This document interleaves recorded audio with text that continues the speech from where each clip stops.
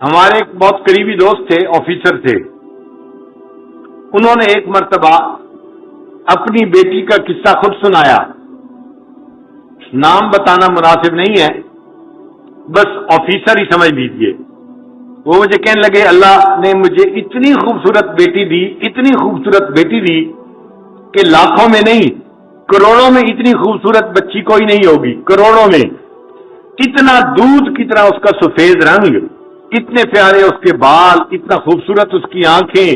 جو اس کو دیکھتا تھا لٹو ہو جاتا تھا. ہر عورت اس کو آ کے دیکھتی تھی. کہنے لگا کہ میرے گھر میں عورتوں کا، محلے کی عورتوں کا مجمع لگا رہتا تھا. عورتیں کہتی تھیں کہ اس کے گھر کے قریب سے ہم گزرتی ہیں، ہمارا دل چاہتا ہے ہم اس بچی کو دیکھیں، ہم بچی کو دیکھنے کے لیے آئے ہیں. کہنے لگی وہ بچی ذہین بھی اتنی تھی کہ بلا کی ذہین. اس کو میڈیکل میں داخلہ مل گیا اور وہ میری بیٹی ڈاکٹر بن گئی. اور ڈاکٹر بھی ایسی کانفیڈنٹ تھی کہ سرجن ڈاکٹر بنی. کہنے لگا خوبصورت بھی تھی اور قابل بھی تھی، سرجن ڈاکٹر بھی تھی. اس کو ہاسپٹل میں ایک بہت اچھی جاب مل گئی. اب جب اس کی عمر 28 سال ہوئی تو میں نے اس کے لیے رشتے ڈھونڈنے شروع کیے. کہنے لگے رشتے کا نام لینا تھا کہ رشتوں کی تو بھرمار لگ گئی. ہمارے پاس اس بچی کے لیے 100 رشتے تقریباً آئے. اب ہم میاں بیوی پریشان تھے کس کو ہاں کرے اور کس کو نہ کرے. یہ وزیر کا بیٹا ہے، یہ امیر کا بیٹا ہے، یہ فیکٹری والے کا بیٹا ہے، یہ بزنس مین کا بیٹا ہے، اور بڑے بڑے نامی گرامی خاندانوں کے رشتے بیٹی کے لیے. ہم چاہتے تھے کہ کوئی رشتہ فائنل کر دیں، مگر میری بیٹی کے اندر عجب اور تکبر بہت تھا. جو رشتہ آتا وہ کوئی نہ کوئی اس کے اندر عیب نکال دیتی. یہ لڑکا تو دیہاتی نظر آتا ہے، میں اس سے شادی نہیں کروں گی. اور کئی مرتبہ کہتی لڑکا تو ٹھیک ہے، ڈاکٹر ہے، مگر اس لڑکے کی ماں دیہاتی ہے، میرا گزارا نہیں ہوگا. لڑکے کی ماں دیہاتی ہے، اس پہ رشتہ نہ کر دیتی. کہنے لگے کہ 2-4 سال تو اسی طرح گزر گئے. روز کا کام تھا، رشتے آتے اور بچی نہ کر دیتی. اور ہمیں رشتے پسند بھی آتے کہ لڑکا سمجھدار ہوتا، تعلیم یافتہ ہوتا اور اچھا اس کا کام کاروبار ہوتا، مال پیسے والا ہوتا، سارے وسائل اس کے پاس ہوتے، مگر بچی کا دل مطمئن ہی نہیں ہوتا تھا. اور جب ہم اسے کہتے کہ بیٹی رشتہ تو اچھا ہے تو بیٹی آگے سے جواب دیتی ان رشتوں کا کیا، یہ تو سینکڑوں رشتے جو ہے آ سکتے ہیں، ان کا کیا ہے. کہنے لگے کہ 3-4 سال کے بعد اس کی عمر 34 سال ہو گئی. اب رشتے آنے ذرا کم ہو گئے، مگر بچی کو پھر بھی یقین تھا کہ میرے لیے ضرور اچھا رشتہ آئے گا. رشتے والوں کو آخر کیا چاہیے جو میرے پاس نہیں ہے. اس کو ناز تھا اپنے حسن پہ، اپنی تعلیم پہ، اپنی سمجھداری پہ. کہنے لگا کہ پھر اس کے تکبر کی وجہ سے ایک عذاب آیا. آپ اپنی بیٹی کا واقعہ خود سنا رہے ہیں. کہتے کہ میری بیٹی کے اوپر عذاب آیا. اس نے کسی مریض کی سرجری کی اور سرجری کرنے کی وجہ سے اس کو کوئی ایسا انفیکشن ہوا کہ میری بیٹی کے ہاتھوں کی جو جلد تھی وہ ساری کی ساری ایسے ہو گئی جیسے مردہ ہوتی ہے، کسی بوڑھے کی ہوتی ہے. اب بچی خوبصورت ہے، نوجوان ہے، مگر دونوں ہاتھوں کی جلد جو ہے وہ ایسے ہے جیسے کوئی 90 سال کا بوڑھا ہوتا ہے. ہاتھ بدنما بن گئے. اب وہ اپنے ہاتھوں کو ظاہر بھی نہیں کرتی تھی. اب رشتہ دیکھنے والے آتے تو وہ ان کے سامنے آتی تو اپنے ہاتھوں کو اپنے دوپٹے میں چھپاتی تھی. تو لوگ بھی پریشان ہوتے کہ یہ ہاتھ کیوں نہیں دکھا رہی، اور جس کی نظر پڑ جاتی تھی ہاتھوں پہ وہ رشتہ جو ہے ریجیکٹ کر کے چلے جاتے تھے. اب جب رشتے ریجیکٹ ہونے لگے تو میری بیٹی کو فکر لاحق ہوئی. کہنے لگا کہ پھر پریشان ہوئی. مجھے کہتی ابو آپ کوئی رشتہ سلیکٹ کر لیں، اب میری عمر 36 سال ہو گئی ہے.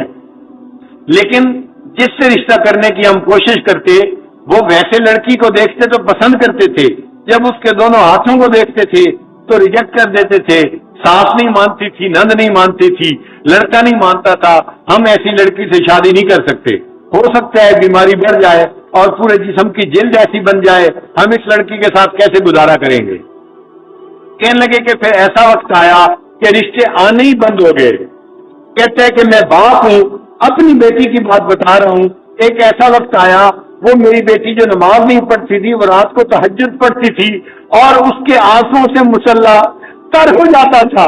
وہ اللہ سے اپنے لیے بہتر رشتہ مانگتی تھی اور رشتہ نہیں ملتا تھا. میں نے اپنی بیٹی کو جو ذلیل ہوتے دیکھا تو میں باپ ہو کے بتا رہا ہوں کہ واقعی انسان گناہ کرتا ہے، اس کی سزا آخرت میں تو اس کو ملے گی صحیح، اللہ تعالیٰ دنیا میں بھی اس کی سزا بندے کو دے دیتے ہیں. ایسا اس کا تکبر چونکا کہ ایک دن مجھے کہنے لگی ابو آپ کسی ریڑھی والی سے ہی میری شادی کر دیں، اب تو میری عمر 40 کے قریب ہونے لگ گئی ہے. اب وہ ڈاکٹر جس کو اپنے حسن پہ ناز تھا، جو سمجھتی تھی میں حور پری ہوں اور کروڑوں میں میری جیسی کوئی خوبصورت نہیں، وہ بچی اپنے باپ کو کہہ رہی ہے بھلے کسی ریڑھی والی سے ہی اب میری شادی کر دے، میری عمر 40 سال ہونے کو ہے. تو گناہوں کی سزا مختلف شکلوں میں ملتی ہے، ان میں سے ایک شکل بیماری بھی ہوتی ہے.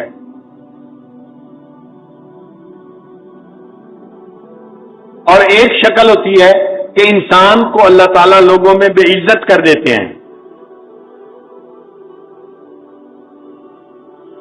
لوگوں کے دل سے اس کی عزت نکال دیتے ہیں.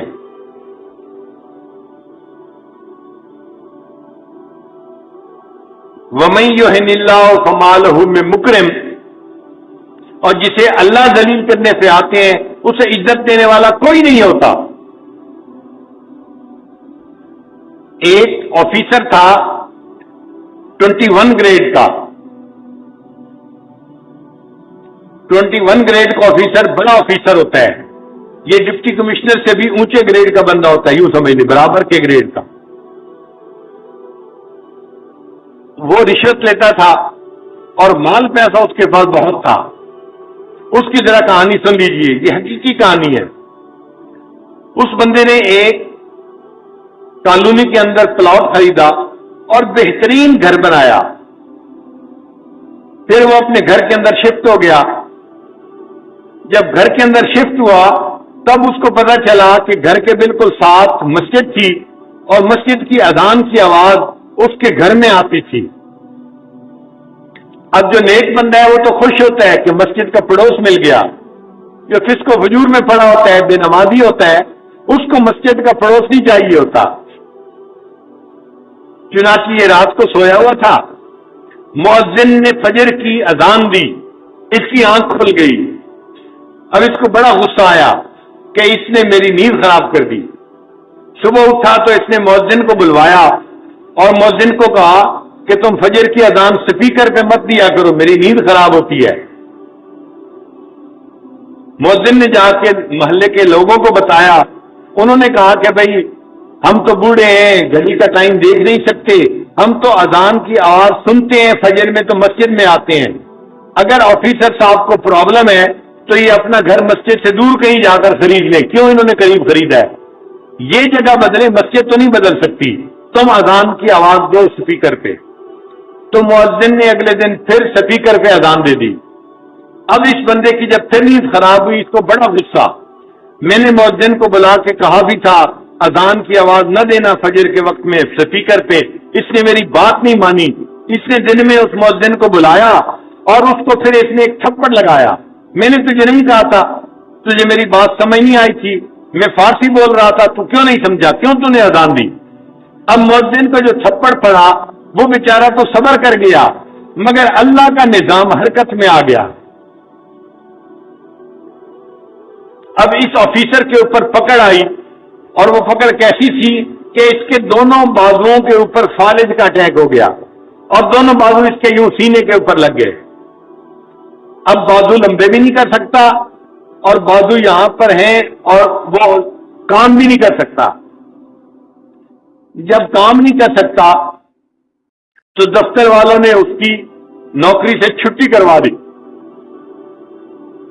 وہ جو رشوت کا پیسہ آ رہا تھا، ایک پائپ لائن لگی ہوئی تھی پیسے کی، وہ سب ختم ہو گئی. اب یہ گھر میں پڑ گیا. بیوی خدمت کرنے لگی مگر مزاج افسرانہ تھا، شاہانہ تھا. بیوی کھانا لاتی، اس میں عیب نکالتا، گرم نہیں، نمک ایسے نہیں، فلاں ایسے نہیں، ہر چیز میں عیب. اب بیوی بھی تنگ آ گئی کہ میں سارا دن خدمت بھی کرتی ہوں اور چھوٹی چھوٹی باتوں پہ یہ اتنا غصہ بھی کرتے ہیں، اور بچوں کے سامنے مجھے ڈانٹتے ہیں. ذرا ذرا سی بات پہ یہ بیوی کو گالیاں دینے لگ جاتے. 1 سال بیوی نے گزارا کیا. پھر ایک دن بیوی نے کہا کہ دیکھیں میں نے 1 سال آپ کی بیماری میں آپ کی دن رات خدمت کی ہے. میں انسان ہوں, میں تھکی ہوئی ہوتی تھی, آپ کی خدمت کو ترجیح دیتی تھی, آپ نے میری خدمت کی قدر نہیں کی, آپ نے بچوں کے سامنے مجھے گالیاں دی. میں خاندانی لڑکی ہوں, میں اتنی گری پڑی لڑکی نہیں کہ آپ مجھے بات بات پہ گالیاں دے. میں اپنے بچوں کو لے کے جا رہی ہوں, آپ جانے, آپ کا کام جانے. تو ماں نے اپنے بچوں کو لیا اور اپنے ماں باپ کے گھر چلی گئی. اب یہ اکیلا پڑا ہوا ہے, گھر میں کوئی کھانا پوچھنے والا نہیں, دینے والا نہیں. ہمسائے میں بھائی رہتا تھا, بھائی کو پتا چلا تو بھائی اس کو گھر لے کے گیا اور اس نے اپنے بھائی کو کہا کہ دیکھو اب تم میرے چھوٹے بھائی ہو, میں نے ساری عمر تمہارے ساتھ اتنا احسان کیا ہے, تم میری خدمت کرو, میں تمہارے باپ کی جگہ ہوں. تو بھائی گھر لے کے چلا گیا. اس نے اپنے بیوی بچوں کو کہا کہ میرے بھائی کی خدمت کرو, یہ بیمار ہے. مگر جو مزاج بگڑا ہوا ہوتا ہے وہ تو ہر جگہ بگڑا ہوا ہوتا ہے. اب بھائی کے گھر میں بھی اس کا حال یہی کہ بھابھی چائے لے کے آئی, یہ تو گرم نہیں ہے, اور تمہیں تو سلیقہ نہیں ہے, تمہیں تو فلاں نہیں ہے. تو بھابھی اس کی باتیں کیسے برداشت کرتی.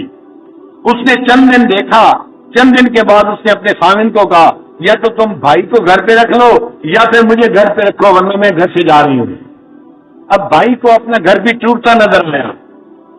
ایک دن بھائی نے آ کے اس کو سمجھایا, میری بیوی آپ کی خدمت کرتی ہے, میرے بچے آپ کی خدمت کرتے ہیں, آپ ان کو کیوں ڈانٹتے ہیں, کیوں ان سے غصے ہوتے ہیں. اس نے بھائی کو بھی جو ہے وہ سنانی شروع کر دی, تم رن مرید ہو, تم بیوی کے جو ہے غلام ہو, تم کوئی انسان ہو, تم مرد ہو, تمہارا یہ حال ہے, تمہارا یہ حال ہے.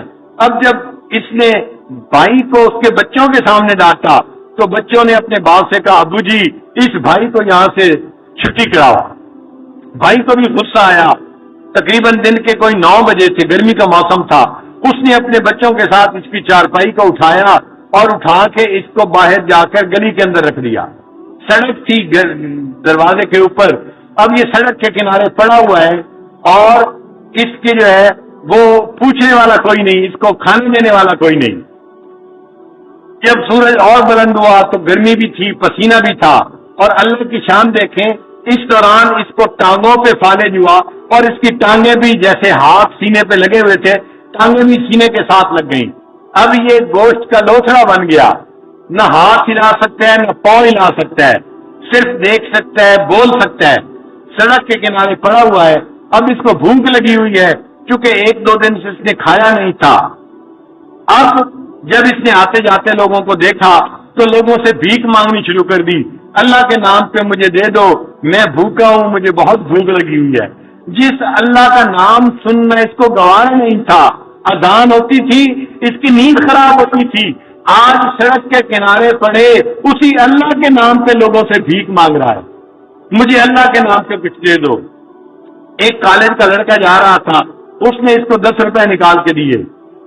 یہ کہنے لگا بچہ میں اس 10 روپے کا کیا کروں گا, نہ میں چل سکتا ہوں نہ آ جا سکتا ہوں, مجھے تو بھوک لگی ہے, روٹی لا کے دو.